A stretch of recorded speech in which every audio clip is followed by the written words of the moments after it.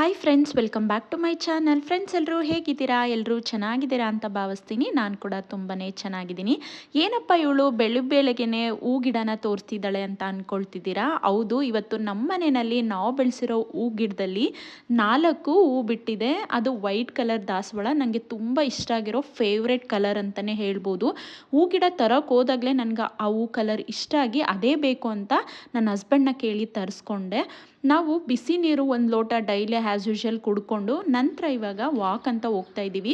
ನಾವು ವಾಕಿಗೆಲ್ಲ ಔಟ್ಸೈಡ್ ಹೋಗಲ್ಲ, ನಮ್ಮ ಹಸ್ಬೆಂಡ್ ಆಫೀಸ್ ಒಳಗಡೆನೆ ವಾಕ್ನ ಮಾಡೋದು. ನಮ್ಮದು ಕ್ವಾರ್ಟರ್ಸ್ ಆ್ಯಕ್ಚುಲಿ, ಹಾಗಾಗಿ ನಾವು ಹೊರಗಡೆ ಏನಕ್ಕೂ ಹೋಗೋದಿಲ್ಲ. ಏನಾದರೂ ಶಾಪ್ ಮಾಡಿದ್ರೆ ಮಾತ್ರ ಹೊರಗಡೆ ಹೋಗ್ತೀವಿ. ವಾಕ್ ಎಲ್ಲ ಆಫೀಸ್ ಒಳಗಡೆನೆ ಮಾಡ್ಕೊಳ್ತೀವಿ. ವಾಕ್ ಮಾಡಬೇಕಾದ್ರೆ ನನಗೆ ಪೀಕಾಕ್ ಕಾಣಿಸ್ತು. ನನಗೆ ಪೀಕಾಕ್ ಅಂದರೆ ತುಂಬ ಇಷ್ಟ. ಹಾಗಾಗಿ ಪೀಕಾಕ್ದು ಕೆಲವೊಂದು ಪಿಕ್ಸ್ನ ತೊಗೊಂಡು ನಿಮ್ಮ ಜೊತೆ ಶೇರ್ ಮಾಡ್ಕೊಳ್ತಾ ಇದ್ದೀನಿ. ನಂತರ ಮನೆಗೆ ಬಂದು ನಾನೀಗ ಬ್ರೇಕ್ಫಾಸ್ಟ್ನ ಪ್ರಿಪೇರ್ ಮಾಡ್ತಾ ಇದ್ದೀನಿ. ಏನು ಮಾಡ್ತಾ ಇದ್ದೀರಾ ಇವತ್ತು? ಉಪ್ಮಾ, ವೆಜಿಟೇಬಲ್ ಉಪ್ಮಾ. ನೀರುಪ್ಪಿಟ್ಟು. ಏನೇನು ಬೇಕು ಅಂತ ಹೇಳ್ಬೇಕಾ? ನಾನಿಲ್ಲಿ ರವೆ ತೊಗೊಂಡಿದ್ದೀನಿ, ಒಂದು 200 ಗ್ರಾಮ್. ಮತ್ತು ರುಚಿಗೆ ಉಪ್ಪು, ಒಗ್ಗರಣೆಗೆ ಎಣ್ಣೆ, ಕಡಲೆಬೇಳೆ, ಹೆಸರು ಬೇಳೆ, ಸಾಸಿವೆ, ಜೀರಿಗೆ. ನೆಕ್ಸ್ಟು ಕರಿಬೇವು ತೊಗೊಂಡಿದ್ದೀನಿ. ನಾನಿಲ್ಲಿ ಬೀನ್ಸ್ ಮಾತ್ರ ತೊಗೊಂಡಿದ್ದೀನಿ. ನೀವು ಬೇಕಾದರೆ ಕ್ಯಾರೆಟು, ನಿಮ್ಗೆ ಯಾವುದೆಲ್ಲ ತರಕಾರಿ ಇಷ್ಟ ಅದು ಹಾಕ್ಕೊಬೋದು. ನಂತರ ನಾನಿಲ್ಲಿ 1-2 ಟೇಬಲ್ ಸ್ಪೂನ್ ಆಗೋಷ್ಟು ತೆಂಗಿನಕಾಯಿ ತುರಿ ತೊಗೊಂಡಿದ್ದೀನಿ. ಇದು ಹಸಿ ಅಲ್ಲ, ಒಣ ತೆಂಗಿನಕಾಯಿ ತುರಿ, ಕೊಬ್ಬರಿ ಟೇಸ್ಟು ತುಂಬ ಚೆನ್ನಾಗಿರುತ್ತೆ, ಅದಕ್ಕೋಸ್ಕರ. ನಂತರ ಇಲ್ಲಿ ಒಂದು ದೊಡ್ಡದು ಈರುಳ್ಳಿನ ಹೆಚ್ಚಿಟ್ಕೊಂಡಿದ್ದೀನಿ.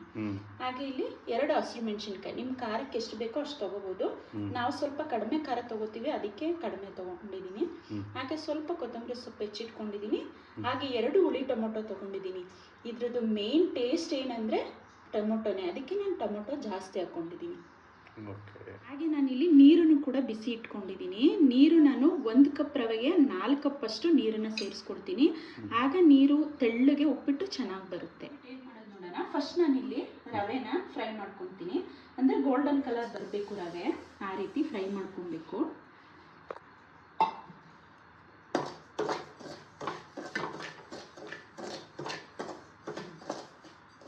ಈಗ ನಾನು ರವೆ ಫ್ರೈ ಮಾಡ್ಕೊಂಡಿದ್ದಾಗಿದೆ. ನೋಡೋಣ ರವೆ ನಾನು ಯಾವ ರೀತಿ ಫ್ರೈ ಮಾಡ್ಕೊಂಡಿದ್ದೀನಿ ಅಂತ. ನೀವು ಬೇಕಾದರೆ ತುಪ್ಪ ಅಥವಾ ಎಣ್ಣೆ ಹಾಕ್ಕೊಂಡು ಫ್ರೈ ಮಾಡ್ಬೋದು. ಬಟ್ ಇವಾಗ ಪ್ರೆಸೆಂಟು ಎಣ್ಣೆ ತುಪ್ಪ ಜಾಸ್ತಿ ಯೂಸ್ ಮಾಡೋದು ಅಷ್ಟು ಹೆಲ್ತಿಗೆ ಒಳ್ಳೆಯದಲ್ಲ. ಸೊ ಹಾಗಾಗಿ ನಾನು ಹಾಗೆ ಫ್ರೈ ಮಾಡ್ಕೊಂಡಿದ್ದೀನಿ. ನೋಡ್ತಾ ಇರ್ಬೋದು, ಈ ರೀತಿ ಸ್ವಲ್ಪ ಕಲರ್ ಚೇಂಜ್ ಆಗಬೇಕಷ್ಟೇ. ತುಂಬ ಫ್ರೈ ಮಾಡಿದ್ರೆ ಕಪ್ಪಗಾಗ್ಬಿಡುತ್ತೆ ರವೆ. ಹಾಗಾಗಿ ನಾನು ಇಷ್ಟೇ ಸಾಕು ಫ್ರೈ ಮಾಡಿರೋದು. ಈ ರವೆನ ಒಂದು ಬೌಲ್ಗೆ ಹಾಕ್ಕೊಳ್ತೀನಿ. ಈಗ ಅದೇ ಬಾಣಲಿನ ಇಟ್ಕೊಂಡು ನಾನಿಲ್ಲಿ ಎಣ್ಣೆನ ಹಾಕ್ಕೊಳ್ತಾ ಇದ್ದೀನಿ. ಎಣ್ಣೆ ಹಾಕಿದ್ರೆ ಟೇಸ್ಟ್ ಚೆನ್ನಾಗಿರುತ್ತೆ, ಆದರೆ ತುಂಬ ಎಣ್ಣೆ ಬೇಡ. ನಾನಿಲ್ಲಿ ಒಂದು 3 ಟೇಬಲ್ ಸ್ಪೂನ್ ಎಣ್ಣೆ ಹಾಕ್ಕೊಂಡಿದ್ದೀನಿ. ಬಾಣಲಿ ಬಿಸಿ ಇದೆ ಅಲ್ವಾ, ರವೆ ಫ್ರೈ ಮಾಡ್ಕೊಂಡಿದ್ವಿ, ಹಾಗಾಗಿ ಎಣ್ಣೆ ಬೇಗ ಬಿಸಿ ಆಗಿಬಿಡುತ್ತೆ. ನಾನೀಗ ಇದಕ್ಕೆ ಕಡಲೆಬೇಳೆ, ಹೆಸರು ಬೇಳೆ, ಜೀರಿಗೆ ಮತ್ತು ಸಾಸಿವೆನ ಹಾಕ್ಕೊಳ್ತಾ ಇದ್ದೀನಿ. ಈಗ ಸಾಸಿವೆ ಎಲ್ಲ ಚಿಟಪಟ ಅಂತ ಇದೆ, ಆದರೆ ಕಡಲೆಬೇಳೆ ಮತ್ತು ಹೆಸರು ಬೇಳೆ ಸ್ವಲ್ಪ ಕಲರ್ ಚೇಂಜ್ ಆಗಬೇಕು. ಅಲ್ಲಿವರೆಗೂ ಆಯಿಲಲ್ಲಿ ಫ್ರೈ ಮಾಡ್ಕೊಬೇಕು.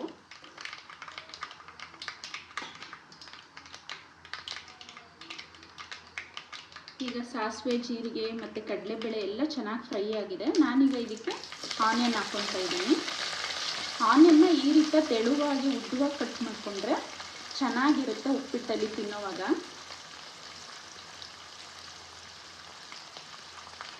ಇದ್ರ ಜೊತೆಗೇ ನಾನು ಹಸಿರು ಮೆಣಸಿನ್ಕಾಯಿ ಕೂಡ ಹಾಕ್ಕೊಂಡಿದ್ದೀನಿ. ನಾನು ಆಗಲೇ ಹೇಳೋದಕ್ಕೆ, ನೀವು ಖಾರ ಜಾಸ್ತಿ ಬೇಕಂದರೆ ಮೆಣಸಿನ್ಕಾಯಿ ಸ್ವಲ್ಪ ಜಾಸ್ತಿ ಹಾಕ್ಕೋಬೋದು. ನಂತರ ಇದಕ್ಕೆ ನಾನು ಕರಿಬೇವಿನ ಸೊಪ್ಪನ್ನು ಹಾಕ್ಕೊಳ್ತಾ ಇದ್ದೀನಿ. ಈಗ ಈರುಳ್ಳಿ ಕಲರ್ ಚೇಂಜ್ ಆಗೋವರೆಗೂ ಫ್ರೈ ಮಾಡ್ಕೊಬೇಕು. ಅಂದರೆ ಈರುಳ್ಳಿಯಲ್ಲಿರುವಂಥ ಹಸಿ ವಾಸನೆ ಎಲ್ಲ ಹೋಗಿ ಈರುಳ್ಳಿ ಫುಲ್ಲು ಕ್ರಿಸ್ಪಿಯಾಗಿ ಗೋಲ್ಡನ್ ಕಲರ್ ಬರಬೇಕು. ಅಲ್ಲಿವರೆಗೂ ಆಯಿಲಲ್ಲಿ ಈರುಳ್ಳಿನ ಚೆನ್ನಾಗಿ ಫ್ರೈ ಮಾಡ್ಕೊಬೇಕು.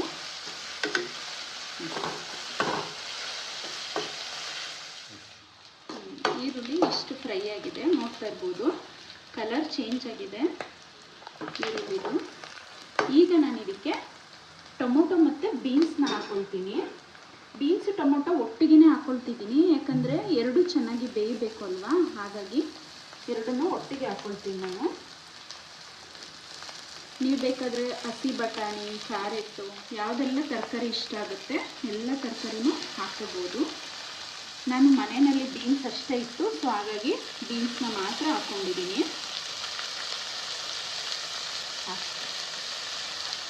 ನಾನು ಇದ್ರ ಜೊತೆಗೆ ಚಿಟಿಕೆ ಅರಿಶಿನೂ ಸೇರಿಸ್ತಿದ್ದೀನಿ. ಅರಿಶಿನ ಹಾಕೋದ್ರಿಂದ ತರಕಾರಿ ಸ್ಮೆಲ್, ಹಸಿ ಸ್ಮೆಲ್ಲೆಲ್ಲ ಹೋಗುತ್ತೆ ಮತ್ತು ಬೇಗ ಬೇಯುತ್ತೆ. ಟೊಮೊಟೊ, ಬೀನ್ಸ್ ಎಲ್ಲ. ಸ್ವಲ್ಪ ಉಪ್ಪನ್ನು ಹಾಕೊತಿದ್ದೀನಿ, ತರಕಾರಿ ಮತ್ತು ಟೊಮೊಟೊ ಉಪ್ಪಿಡಿಬೇಕಲ್ವ, ಅದಕ್ಕೋಸ್ಕರ. ಈಗ ಇದನ್ನು ನೀಟಾಗಿ ಒಂದು ಸಾರಿ ಮಿಕ್ಸ್ ಮಾಡ್ಕೊತಾ ಇದ್ದೀನಿ.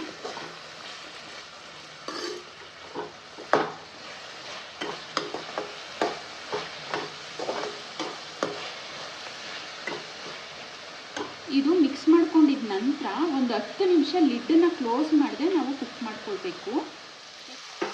ಈಗ ನೋಡ್ತಾ ಇರ್ಬೋದು ಟೊಮೊಟೊ ಎಲ್ಲ ಚೆನ್ನಾಗಿ ಸ್ಮ್ಯಾಶ್ ಆಗಿದೆ. ಈಗ ಇದನ್ನು ಮತ್ತೆ ಒಂದು ಸಾರಿ ಮಿಕ್ಸ್ ಮಾಡ್ಕೊಳ್ತಾ ಇದ್ದೀನಿ. ಮಿಕ್ಸ್ ಮಾಡಿಕೊಂಡು ಈಗ ಬೀನ್ಸ್ ಕೂಡ ಬೇಯಬೇಕಲ್ವಾ, ಬೀನ್ಸ್ ಬೇಯೋದಕ್ಕೆ ನಾನು ಸ್ವಲ್ಪ ಬಿಸಿ ನೀರನ್ನು ಹಾಕ್ಕೊಳ್ತೀನಿ.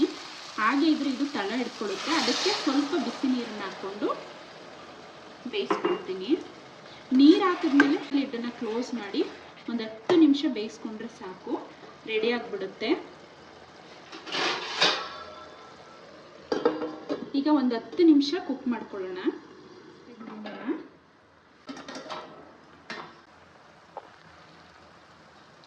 ಇವಾಗ ಇದನ್ನು ಒಂದು ಸಾರಿ ನೀಟಾಗಿ ಮಿಕ್ಸ್ ಮಾಡೋಣ. ನೋಡ್ತಾ ಇರ್ಬೋದು ಬೀನ್ಸ್ ಎಲ್ಲ ಚೆನ್ನಾಗಿ ಬೆಂದಿದೆ. ಇವಾಗ ಇದಕ್ಕೆ ಬಿಸಿ ಮಾಡಿ ಇಟ್ಕೊಂಡಿದ್ದೀನಿ ಅಲ್ವಾ ನೀರನ್ನು ಸೇರಿಸ್ಕೊಳ್ಳೋಣ. ಈ ಬಿಸಿಯಾಗಿರೋ ನೀರನ್ನು ಹಾಕ್ಕೊಳ್ಳೋಣ. ನೀರು ಜಾಸ್ತಿ ಸೇರಿಸಿದಷ್ಟು ಉಪ್ಪಿಟ್ಟು ತೆಳುವಾಗಿ ಚೆನ್ನಾಗಿ ಬರುತ್ತೆ.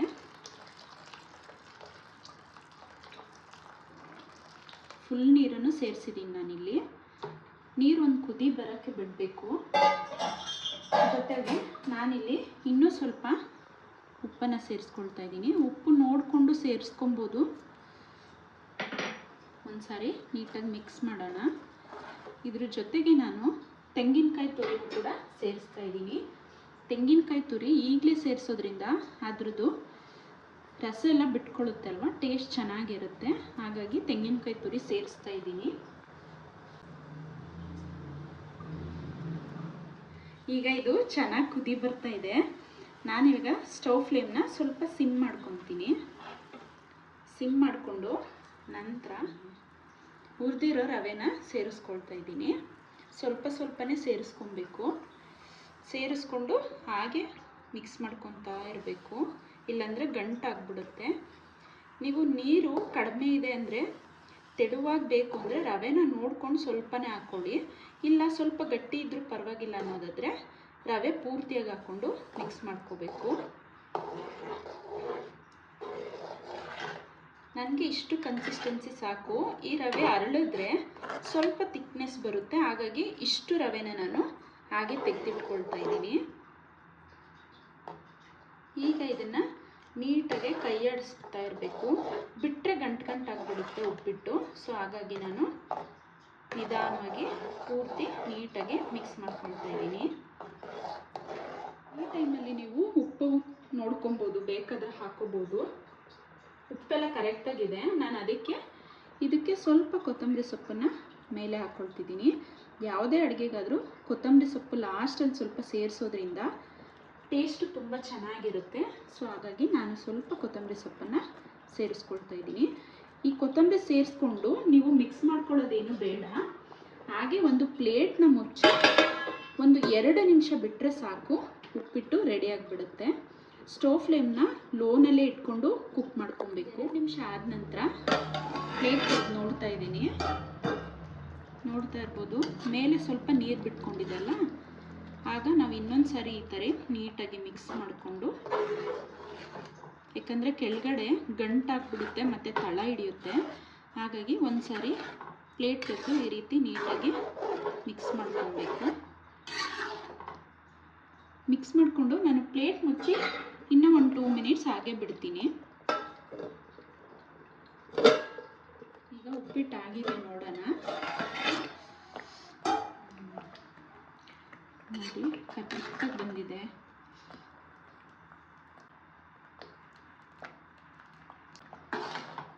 ಇವಾಗ ಕರೆಕ್ಟ್ ಕನ್ಸಿಸ್ಟೆನ್ಸಿಲಿ ಉಪ್ಪಿಟ್ಟು ರೆಡಿಯಾಗಿದೆ. ಈಗ ಇದನ್ನು ಸರ್ವ್ ಮಾಡೋಣ.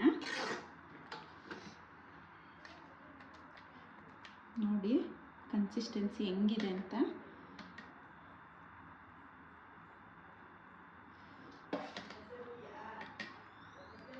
ಉಪ್ಪಿಟ್ಟು ಇಷ್ಟ ಇಲ್ಲ ಅನ್ನೋರು ಕೂಡ ಈ ರೀತಿ ಮಾಡಿಕೊಟ್ರೆ ಖಂಡಿತ ತಿಂತಾರೆ.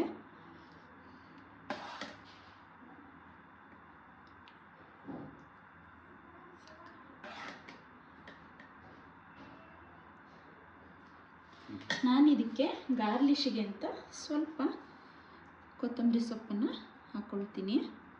ನೋಡ್ತಾ ಇದ್ದೀರಲ್ವಾ ಉಪ್ಪಿಟ್ಟು ಎಷ್ಟು ಚೆನ್ನಾಗಿ ಪರ್ಫೆಕ್ಟಾಗಿ, ತಿಕ್ನೆಸ್ ಕೂಡ ಅಷ್ಟೇ ಕರೆಕ್ಟಾಗಿ ಬಂದಿದೆ. ಹಾಗೆ ಟೇಸ್ಟು ಕೂಡ ತುಂಬಾ ಚೆನ್ನಾಗಿತ್ತು. ಉಪ್ಪಿಟ್ಟು ತಿನ್ನಬೇಕಾದ್ರೆ ಅಲ್ಲಲ್ಲಿ ಜೀರಿಗೆ, ಟೊಮೊಟೊ ಜೊತೆಗೆ ಬೀನ್ಸ್ ಸಿಗ್ತಾಯಿದ್ರೆ ಟೇಸ್ಟ್ ಮಾತ್ರ ತುಂಬಾ ಚೆನ್ನಾಗಿರುತ್ತೆ.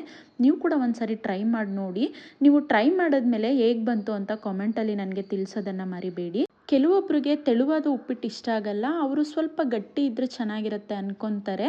ಗಟ್ಟಿ ಉಪ್ಪಿಟ್ಟು ತುಂಬ ಚೆನ್ನಾಗಿರುತ್ತೆ, ಬಟ್ ಈ ರೀತಿ ಒಂದು ಸಾರಿ ಟ್ರೈ ಮಾಡಿ ನೋಡಿ, ತುಂಬಾ ಇಷ್ಟ ಆಗುತ್ತೆ ನಿಮಗೂ ಕೂಡ. ನಾನಿವಾಗ ಉಪ್ಪಿಟ್ಟನ್ನ ನನ್ನ ಹಸ್ಬೆಂಡ್ಗೂ ಕೂಡ ಸರ್ವ್ ಮಾಡಿದೆ. ಅವ್ರಿಗಂತೂ ತುಂಬಾ ಇಷ್ಟ ಆಯಿತು. ಇದ್ರ ಜೊತೆಗೆ ಅವರೆಕಾಳು ಹಾಕಿದರೆ ಇನ್ನೂ ಚೆನ್ನಾಗಿರ್ತಿತ್ತು ಅಂತ ಅಂದರು. ಅಂದರೆ ಈಗ ಅವರೆಕಾಯಿ ಸೀಸನ್ ಅಲ್ವಾ, ಹಸಿ ಅವರೆಕಾಯಿ ಹಾಕಿದ್ರೆ ಉಪ್ಪಿಟ್ಟು ಇನ್ನೂ ಚೆನ್ನಾಗಿರುತ್ತೆ, ಟೇಸ್ಟು ತುಂಬಾ ಡಿಫ್ರೆಂಟ್ ಆಗಿರುತ್ತೆ, ಹಾಗಾಗಿ ಹೇಳಿದ್ರು. ಟಿಫನ್ ಎಲ್ಲ ಆದ ನಂತರ ಸ್ವಲ್ಪ ಮನೆ ಕೆಲಸ ಎಲ್ಲ ಇತ್ತು, ಎಲ್ಲ ಮುಗಿಸ್ಕೊಂಡೆ. ಅಷ್ಟರಲ್ಲಿ ಮಧ್ಯಾಹ್ನ ಲಂಚ್ ಟೈಮ್ ಕೂಡ ಆಯಿತು. ಲಂಚ್ಗೆ ನನ್ನ ಹಸ್ಬೆಂಡ್ ಹುಳಿಯನ್ನ ಮಾಡಿಕೊಡು ಅಂತ ಹೇಳಿದ್ರು. ಹಾಗಾಗಿ ಸಿಂಪಲ್ಲಾಗಿ ಕುಕ್ಕರಲ್ಲಿ ನಾನು ಹುಳಿಯನ್ನ ಮಾಡಿಕೊಟ್ಟೆ. ಹುಳಿಯನ್ನದ ರೆಸಿಪಿ ಬೇಕಂದರೆ ಕಾಮೆಂಟಲ್ಲಿ ರೆಸಿಪಿ ಅಂತ ಕಾಮೆಂಟ್ ಮಾಡಿ, ಖಂಡಿತ ರೆಸಿಪಿನ ನಾನು ನಿಮ್ಮ ಜೊತೆ ಶೇರ್ ಮಾಡ್ಕೊಳ್ತೀನಿ. ಲಂಚ್ ಎಲ್ಲ ಮುಗಿಸ್ಕೊಂಡು ಸ್ವಲ್ಪ ಹೊತ್ತು ರೆಸ್ಟ್ ಮಾಡಿದ್ವಿ. ಆನಂತರ ಅಮೆಝಾನ್ ಪ್ರೈಮಲ್ಲಿ ಕಾಂತಾರ 2 ಮೂವಿ ಕೂಡ ನೋಡಿದ್ವಿ. ಅಷ್ಟರಲ್ಲಿ ಸಾಯಂಕಾಲ 6 ಗಂಟೆ ಆಗಿತ್ತು. ನಾನಿವಾಗ ಫ್ರೆಶ್ ಅಪ್ ಆಗಿ ಸ್ಯಾಟರ್ಡೆ ಅಲ್ವಾ, ಪೂಜೆ ಮಾಡ್ಕೊಳ್ಳೋಣ ಅಂತ ಇಲ್ಲಿ ಪೂಜೆ ಮಾಡ್ಕೊಳ್ತಾ ಇದ್ದೀನಿ. ಎವ್ರಿ ಸ್ಯಾಟರ್ಡೆ ವಾರ ಅಂತ ಮಾಡ್ಕೊಳ್ತೀನಿ ಬೆಳಿಗ್ಗೆನೆ, ಬಟ್ ಇವತ್ತು ಸ್ವಲ್ಪ ಲೇಝಿ ಆದೆ. ಸೊ ಹಾಗಾಗಿ ಈವ್ನಿಂಗ್ ನಾನು ಪೂಜೆನ ಮಾಡ್ಕೊಳ್ತಾ ಇದ್ದೀನಿ. ಅದು ಅಲ್ಲದೆ ಇವತ್ತು ನಮ್ಮ ದಾಸವಾಳ ಗಿಡದಲ್ಲಿ 4 ದಾಸವಾಳ ಹೂ ಬಿಟ್ಟಿತ್ತು. ಸೊ ನಮ್ಮ ಗಿಡದಲ್ಲಿ ಹೂ ಬಿಟ್ಟಾಗ ಅದನ್ನು ದೇವರಿಗೆ ಮುಡಿಸೋದ್ರಲ್ಲಿ ಇರೋವಂಥ ಖುಷಿ ಬೇರೆ ಯಾವುದ್ರಲ್ಲೂ ಇರೋದಿಲ್ಲ. ಈ ದಾಸವಾಳ ಗಿಡನ ತಂದು ನಾನು ಒಂದು 5 ಇಯರ್ಸ್ ಆಗಿರ್ಬೋದು.